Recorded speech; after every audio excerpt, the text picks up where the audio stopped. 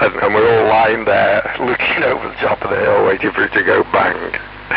And it didn't, but it caught fire, and it set off like a great flare, all purple flames roaring away they were. So it's a good job we didn't find a detonator and work out how to set it off, isn't it? There was a railway tunnel to this complex as well, and it had, must have been about a good half a mile long, something like that, and it went round a bit of a bend in the middle, and in the middle there was a vent that came out, and when the trains used to go through, which was really all the time pretty well, all smoke used to come out of this vent. Anyway, we decided one Sunday that the trains weren't running, and that we'd go through the tunnel, and about halfway through, heard all this rumbling. Turned round to have a look at the entrance that we'd come in by, and there was nothing, couldn't see anything, it was just black. And of course the train coming, and we all ran like crazy through this tunnel. And there's a stream running down the middle of the lines, and it's been there since about 18 something, so there must be several inches of soot on the walls, you know. Anyway, we got out the other side of the tunnel and clambered up the bank side, and nothing came out. But we were absolutely black. And I guess we'd gone round the bend in the tunnel and couldn't see the entrance, you know. But things you do when you're kids, eh, boys? Don't know who it is now. It last passed it to last noon. 20 IBN G4 Jam. Yeah, no. Goes to Colin, Liz sign. G3 TSK, M1 PVC. Roger, from both 3 Tango Sierra Cohen.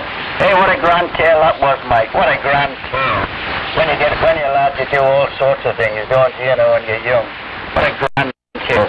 I wonder if it was just out of the wind, blowing in the tunnel. But I understood. I was following you why you couldn't see the entrance the other way. You must have gone round the bend there. It's scary. Well, I've had a few squares in my time, I can tell you, but it makes life interesting. A bit hairy at times, but very interesting all the same there. Anyway, okay on your 53 set and your grub screws. It's amazing what we get up to on this net, isn't it, eh? I've learned a thing or two. I didn't. What's liquid air as well, Alan mentioned? Liquid air. I can't imagine what liquid air is there. But, I wouldn't like to breathe anything. I think that would be pretty bad breathing it. So there you go, the liquid air. And I mentioned there about Brian, quickly to Brian. And Mike being very strong on his tails there. And Mike there. Hook on the mill in there, Paul. Well, you're a perfectionist, aren't you? And now you're a perfectionist. There's only one way to go, and that's down, Paul. So you've got to keep your standards up. My goodness. Because we'd be looking at your equipment, if we see something not right, we'll say, hello, there's a bit of slippage there, Paul. Something to live up to, but I have seen your equipment, and it really is superb. As I say, I don't have time, and I don't think I have the skill to make it look as well as that. But there you go. And regarding this Hotel Charlie, 400 Lima, well, it's not so simple as that, Paul, I'm afraid. It's actually marked, it's got verniers on. It's a good piece of equipment there. And it's got the new bands on, the 24 and the 18 megahertz. And a switch to switch at that position. Got a load of silver mega capacitors. Has about 4 or 5 aerial input circuits. And it's a wee bit complex. And the switches are right underneath something, so it's not going to be quite as easy. But there we are. And I don't think, from my initial observations that it is a T match, because you get the configuration is either just like a T, or it's not, and it doesn't seem to be. So there we go. And what else have we here there? Mike, I could hardly hear you. Hardly hear you. Little squeaky voice, I'm afraid. Just audible, Mike. Trevor with a 5 and 8, if you're still listening, and okay on your dongle. Handy things, dongles, aren't they? Remember when they first came out there, we used to use them in work, so I've been retired over 21 years there. And birthday, Jan, I think it's your XYLs, I'm not sure. But whoever, I hope you have a nice time. Anyway, lads, it's 10 degrees here in the shack. I forgot to bring the scarf up. It's a bit nippy, and I'm going to get downstairs to get a bit warm. But I'd just like you to know how devoted I am to this net, that I come in at 10 degrees. No liquid air though, Alan, no liquid air. So I put it through there to you there, Paul, and okay, on your milling, I tried to get a lathe once, Paul, but it was going to cost a lot of money, and I was concerned about the noise it would generate, and did I really have a use for it? And the answer was no, so I didn't, but I'm always on the lookout for small, cheapish sort of lathes, and another attachment, isn't it? So you can spend a fortune on that sort of equipment, Paul. But you seem pretty well tooled up there. Okay. Well, with you then, Paul. And I'm going now, but I will wait. I will sort of listen. And you're on Hat Green, which is working now. M1 PBC, G3TSK, wishing you all a very, very good morning. And we'll see you hopefully tomorrow. Bye-bye. G3TSK, M1PBC. Right, well now you've given me the number and I've written it down correctly. There is information on the internet. It's a Tokyo High Power. That's the make. It's 300 watts PEP. Covers all ham bands by the look of it.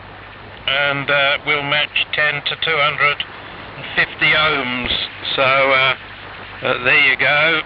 And there's a second-hand one from Radio World that they want 170 quid for. And there's probably other bits on the internet that give you more information about it. Anyway, yeah, there's quite a lot, Colin, but I obviously haven't had time to look at it. So if you put that number in Google, HC400L ATU, you'll come up with all these pages. Google is a wonderful device. You really should just go on the internet and you'll find all this information. So it is there. So it does look, as you say, quite a box of tricks with a lot of buttons and what have you on it. But I'm sure you should be able to find some information, and I can see on the QRZ forum there are discussions on it. So there you go. Liquid air, well by that Alan means liquid nitrogen. Liquid nitrogen, from my memory in school days, minus 196 degrees centigrade. Very cold indeed.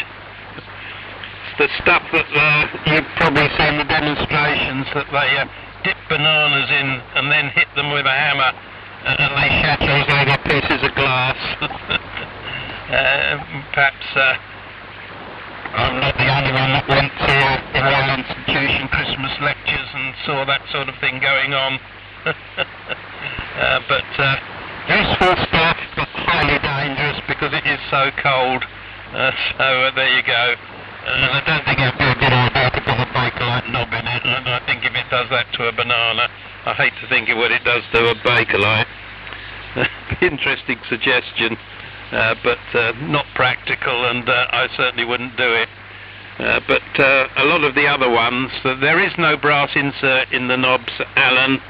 So you know, the acid would work. But of course, the other big problem with the acid one, Martin, is that because you've been putting penetrating oil and all those sort of things in, you've now got a barrier to the acid getting in there and doing any useful work. The ultrasonic tank is an interesting one because these ultrasonic jewellery cleaners are very cheap now. I have one. I've not been too impressed with it. It takes about 5 times longer than they say it does to clean anything. But it does do a good job if you stick at it. And yeah, that might help. It certainly gets in the nooks and crannies, as they say. But anyway, I think you've got a few things to get on with there, Martin. And okay, Mike, on the gel ignite. Yeah, interesting, isn't it? Well, I mean, I remember when at Chelsea and West Reutering, you had all the old ranges there, and we used to go over the ranges. They were tanks that had been used for target practice, etc.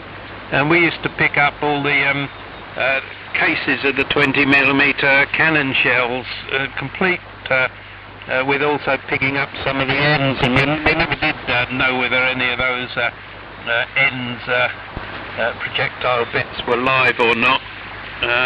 But we used to bring them all back and swap them at school, as one did, and think nothing of it. And we'd go roaming over these ex-MOD areas, you know, without a care in the world. And, you know, why we didn't blow ourselves up, I don't know. But, as you say, that's what youth did. And the railway tunnel one, yes, I can imagine that was pretty scary.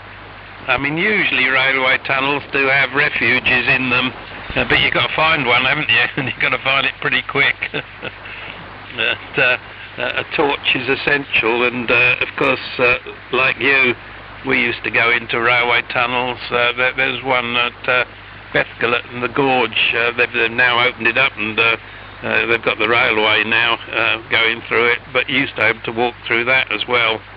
It was quite long and very dark and rather wet with puddles, etc.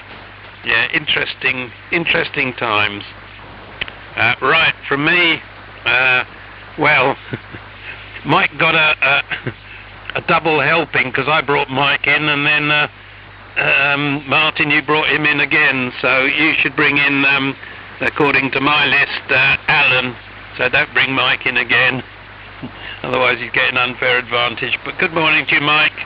About 5'9" with me, Mike, and the usual audio, which is not brilliant but is understandable.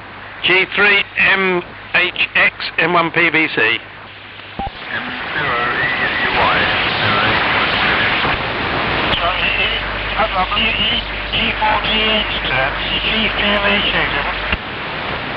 No, it's you, Mike, but another station just called in, G3 EUY, Tony, so put it round to you, Mike, and then it goes to Tony. I'll relay if he can't hear you. M1 PVC and G4EUY, G3 is G3MHS. Well, I say on this 1154, I've never heard before, I've patched an extra 400 ohms in series with the cathode resistor. The idea was I've got low voltage on the HC800s against 1200, and I was trying to see if it would work better. But I think what's happened is it just generated a lot of distortion. What I was doing yesterday, I put the set on dummy load, which is a ball load. I listened downstairs on my other receiver, a TS50, and it sounded pretty grim. I then took the resistor from 1200 to 800 volts. I went to I found the I won't go on because it might still be a bit dicey. First thing you find there, it says something about microns and how it's passed, if you had a thyroton, I don't know how much time we have with the gun there, I could fit it in my Panasonic thing, and it could have solved my problem, because it just arcs at the moment. Anyway, G4EUY, and the group is a G3MHX. Yeah, okay, Mike. It's M0EUY. Go ahead, Tony, and put it round to G3YJO. Yeah, good morning, M0EUY. Just do a quick tune-up. Okay. Yeah, I've been trying to call in, but I had all the settings wrong, as per usual. But there you go. Yeah, didn't hear people this morning on the AM major meters, which is very unusual. So that's what I've been trying to call in.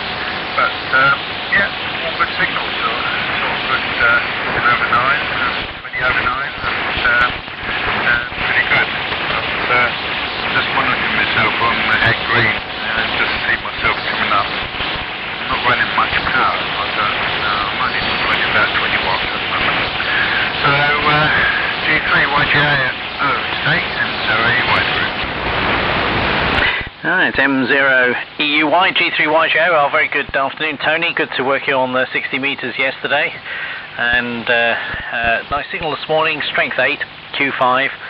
And good to hear you on, and glad that the 80 metre noise has abated sufficiently for you to be able to join us. And sorry if we didn't hear you a bit earlier. There's lots of bangs and squeaks on the frequency, so may not have caught it up. Anyway, Mike on the 1154, much better.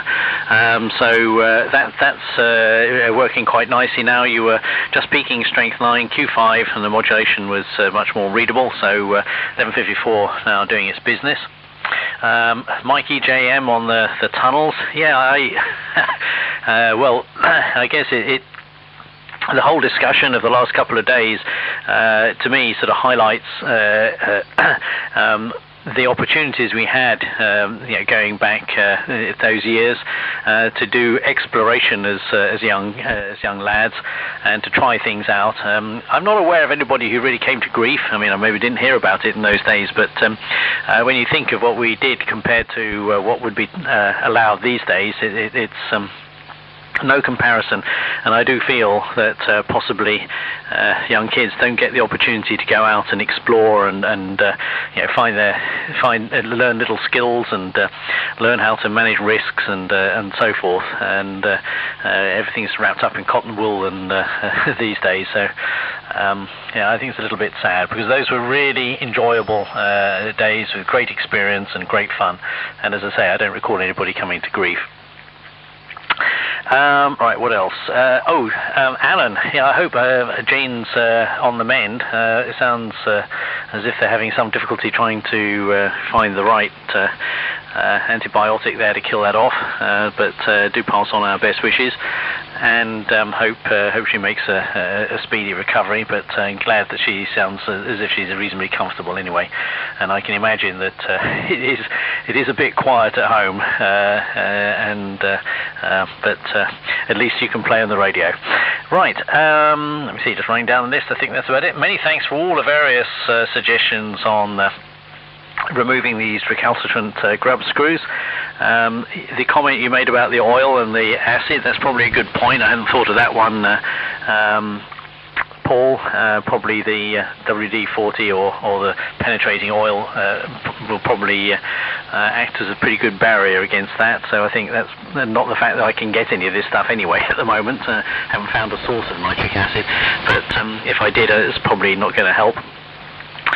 Putting it in liquid nitrogen, I suspect, is a bit too brutal, and I would imagine that wouldn't do the Bakelite any good, so I'll leave that one. And possibly just putting it in I don't have a freezer, but putting it in the fridge here isn't going to make much odds, so I'll try the microwave. I'll try screwing it in. I've had them sitting in penetrating oil on top of them for a couple of weeks now without much luck, so I'll give all these ideas a go in various turns, and we'll see what happens. Don't have an ultrasonic bath. I did think when I think a year or so back you pointed out a good deal on small ultrasonic baths, Paul, and I did think about it, but decided to use the one at work instead. So I suppose I could take it in there and shake them around a bit and see what happens. Right, I think that's gone down the list. It's still a bit of a gloomy sort of day here, but at least it's dry. So it goes on to you, Alan, but with a pause, Alan, in case there's anybody else waiting to join in. G4 GEN G3YJO. No takers. Right, there we are, G3YJO, G4GN and the group. I know you're still listening, Trevor, but I've been listening on the Telefunken E52A, and it's infinitely better than the Harris to listen to, and it goes so beautifully. And Tom has got it that the scale. Now I've got a new sort of strip for the display, the translucent strip. Well, it's not new, but it's a better one from Pierre in Belgium. it's within less than 2 kilohertz. The readout of 3615 is actually 361 6.7 or something, and I mean, I think that's amazing for a receiver of that age. It is so accurate. Of course, the scale, is printed on microfilm on a glass disc, which is fixed rigidly to the shaft of the capacitors. And I know the capacitor plates are positioned to within 0.01 of a millimeter. 0.01, it's incredibly tight tolerances, and that's very good for capacity. Germans always made things far better than they needed to. Like the old AR-88 goes darn well, and it must have cost a fraction. But there you are. It's horses for courses, I suppose. I remember a German, when I was instructing out in Germany, I was instructing on the Ju-52. I trained the Lufthansa pilots, and he was the flight inspector, the LBA inspector for the aeroplane. I trained him as well, and he was an ex-fighter pilot, and taught a lot of very interesting things, he told me. But what he said, the real problem we had was that we started off the war, we had these aeroplanes which are in advance of everybody else, like the Ju-88 and the 110. He said, well, the 110 was hopeless compared to a Spitfire. We wouldn't dare take on a Spitfire and 110. But the things like Ju-88 were very advanced, and the HE-111 very advanced, but then they never got anything new. He said, whereas you people got all these new, in light of the lessons, you came out with your great industrial production of new designs, which will fire in the head. We finished the war, much the same stuff we had at the beginning, except the very advanced things, which are in tiny numbers. And it was quite interesting. He was interesting bloke to talk to about it. And he said, the worst thing was, what we've done. I said, all my friends were killed, and I'd done my best and everything. And then I found out that we've been fighting for a gang of monkeys. That was his expression, a gang of monkeys, which we didn't know. And it's the most terrible thing. He said it's affected all of Germany. He was a very interesting chap. I liked him a lot, actually. But he said he only did one thing that really ashamed of in the war. He didn't at the time. He flew across the North Sea in a 110, and he came to Lincolnshire. It was at night, and there was an aircraft on circuit, and he shot it down.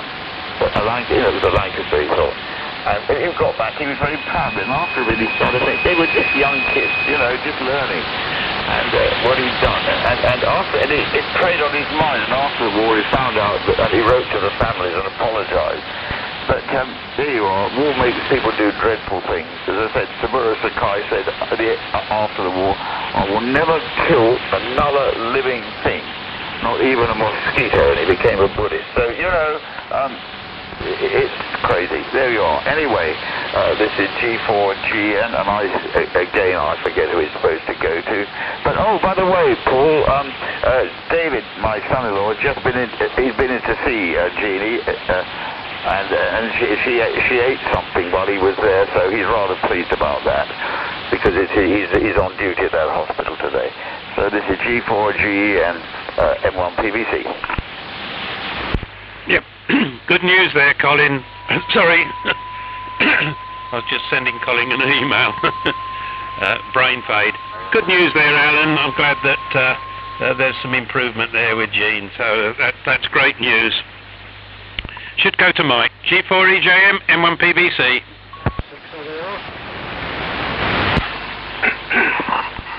G4EJM returning to group. What a great net this is, isn't it? What a great net. If you're still listening, Colin, we know what the noise and the tunnel was that we thought was a train. There's a road goes over the top of it. There's obviously traffic on the road up above. When you think back, you're very right, Martin, about the experiences, and that's what made us into the people we were, isn't it? A bit worrying about the future, really, isn't it? I'm very I think we all were very aware of everything, you know, and electricity and also, anyway, you know what I mean, don't you? Okie doke, I'm off now. 7 3s, everyone. Not sure who's this, Paul, so back to you. G4EJ, I'm off and play. G4EJM, M1PBC, well, 7-3 there. Mike, according to my list, it's me now, so I'll make this a final. And good to hear you on, and as you say, always good discussions going on here. Sometimes some people get a bit annoyed about them, but as I pointed out, they can always change frequency or turn off or join us and give us an alternative point of view. But there you go, they don't, they just moan. Yes, very, very good conversations today, and quite varied as well. Good morning to Tony, M0EUY, 59 with me, Tony. Certainly sounding okay. I could hear somebody calling in from time to time, that's why I mentioned the fact, but couldn't get the call sign. It wasn't particularly good here, but there you go. Anyway, you got in the end, so it's good to hear you. And Mike, yeah, that modulation is not bad, Mike. It's well up, no problem at all. It's got a bit of a burble on it, just almost as though you're gargling, but it's very slight, so I wouldn't worry too much. That's okay, as far as I'm concerned. Colin, if you are monitoring, I just sent you the manual for that ATU. It is on the internet, but I've just sent you a copy of it. It's a 5 megabyte file though, so hopefully you'll get it. If not, let me know. And I actually sent it to 2 emails because I can't remember which of the emails that you use. So you might have it duplicated or you might not have it at all, because I've got 3 different email addresses for you, Colin. Anyway, you might not be listening, so I might be wasting my breath. Okay, I'll put it round to Mike, G3MHX, and I think Martin, G3YJO, comes after me. Oh no, Tony does, M0EUY, then G3YJO, then Alan, according to my list. But I will be listening, guys. G3MHX, M1PBC.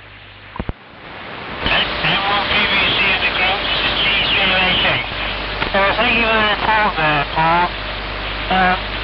I changed that resistor in the cathode, and it was obviously doing dodgy biasing or whatever.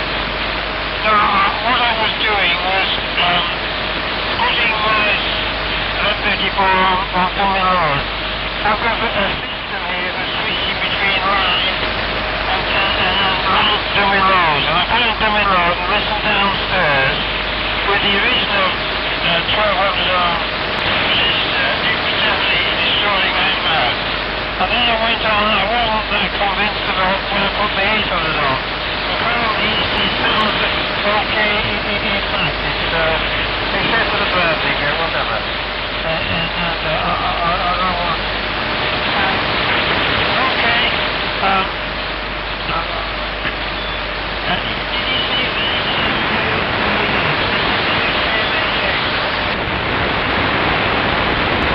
Yeah, G3MHX, G3YJO. A little bit more difficult that time, I'm afraid, Mike, but just got you at the end. But I did hear somebody else call in, so let's just give a break, because I thought I'm sure I heard another caller, G3YJO, listening.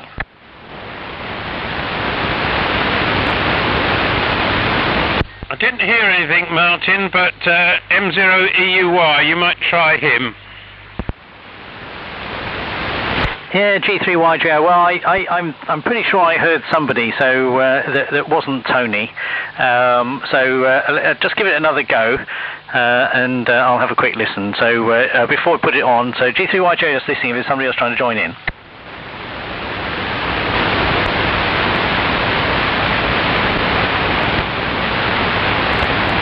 G3YJO, maybe it was a figment of my imagination. Let's put it on to you, Tony. M0 Echo Uniform Yankee, G3YJO. G3YJO, M0EY, that's the settings as it is. Yes, my problem is bigger trouble. Can't seem to get this set up correctly for AM. I'll forget the settings, so apologies for that. Times earlier. Me trouble, as they say. But there you go. Yeah, all the signals are starting to die down now, so there you go. I might try and do some testing a little bit later on the Green website and try and get the settings up correctly for AM. It's beginning to start doing that to me. Wish you all 7-3, and I might catch you on band if the bands are reasonable. I'll hand it back to you there. G3YGAO M0EUI, G3YJO. Yeah, fine, Tony. Well, still strength 8Q5, so no problems. And well, I hope you managed to get things all tweaked up. Right, I'm not sure who's left, and it may just be me. So, anyway, it's been, as I say, Mike, it's been a very good, the EJM mic, that is. It's been a very good discussion this morning, very wide and varied, and lots of interesting anecdotes as well as practical issues. So that's the whole purpose of this, and makes the net so enjoyable. And again, thanks everybody for their suggestions. I will have a little bit of time today. It's going to be working from home, so I do still need to do some work, but I can sort of multiplex a bit with some radio stuff. So I will be on listening on 60 meters. It usually is quite good in the sort of mid-morning time frame, a couple of an hour or so's time. And I will go and have a play with these, say, recalcitrant grub screws, try a couple of things. I might try sort of, not boiling them up, but putting them in some hot water and see if that does anything. Try the microwave, see if that does anything. And if none of that works, then maybe tomorrow take it into work and put it in the ultrasonic bath and see if that does anything. And I will try screwing them in rather than out as well. So all these hints will be given a go. Right, so I'm not sure if there's anybody else left, so I'm going to just throw it up in the air, see if there's anybody else still on. Otherwise I'm going to go off and make some music here. G3YJO listening. G3YJO from G3MHX. What's it regarding putting the metal in the microwave there, Martin? It might blow the thing off. Microwaves don't like metal, as far as I'm aware. Small point, there is in fact the possibility of freezing it. The metal, the rate of expansion of metal is less, and contraction is less than the plastic. So that might release it. I don't know.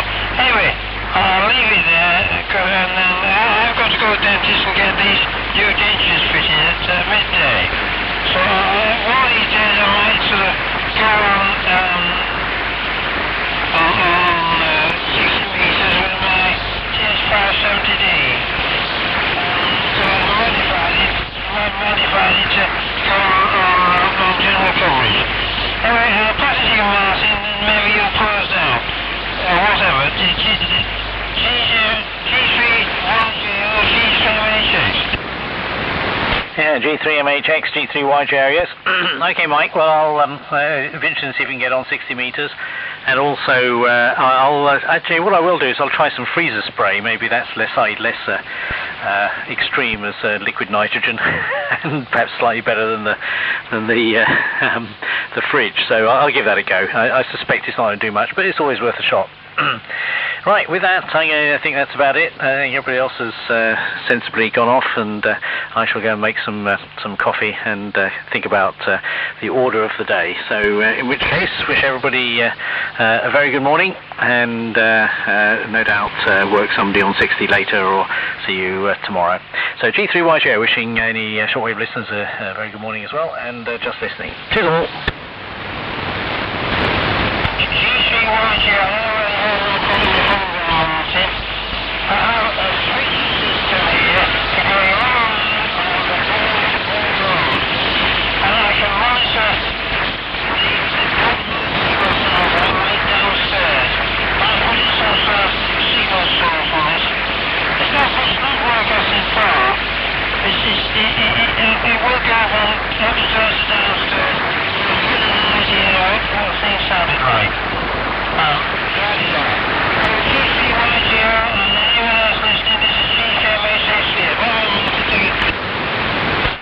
G3MHX, G3YJ. Yes, I think it's a very good idea, because if you can just monitor the audio quality, then it gives you a good idea. The other way is, of course, do it on the G4 FBH or other SDRs, but I think that'd be a good help, because then you'll know whether the audio quality and the modulation are likely to be getting through.